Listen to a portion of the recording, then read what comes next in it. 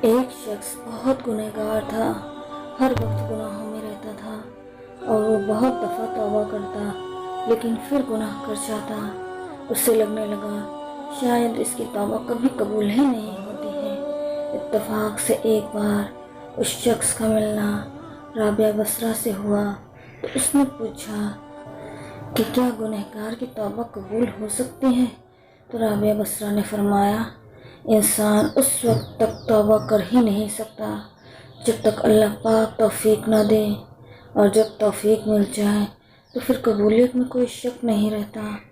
کوئی کتنا بھی گنہگار کیوں نہ ہو، اللہ تعالیٰ اس کے لیے توبہ کا راستہ کبھی بند نہیں کرتا۔ وہ اپنے بندے کو نوازنے سے نہیں روکتا، جو اپنے بجائے کسی دوسرے کو خدا بنا کر پوجنے والے پر بھی اپنی رحمتیں بند نہیں کرتا۔ وہ اپنا نام لینے والوں کے لیے دعا اور توبہ کا راستہ کیسے بند کر سکتا ہے؟ اس لیے اپنی چھوٹی بڑی غلطیوں پر اپنے رب سے توبہ کرتے رہو، دعا کا ہاتھ نہ چھوڑو۔ اللہ پاک سب کی مدد فرمائے، آمین۔